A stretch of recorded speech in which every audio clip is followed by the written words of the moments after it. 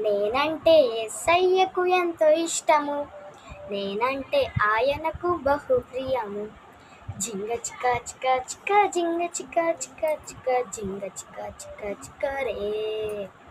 జింగ చిక చిక చిక జింగ చిక చిక చిక జింగ చిక చిక చిక రే. పక్షిరాజు వలనే రెక్కలు చాపి ఉన్నత స్థలములకు నన్ను నడుపును. హే, పక్షిరాజు వలనే రెక్కలు చాపి ఉన్నత స్థలములకు నన్ను నడుపును.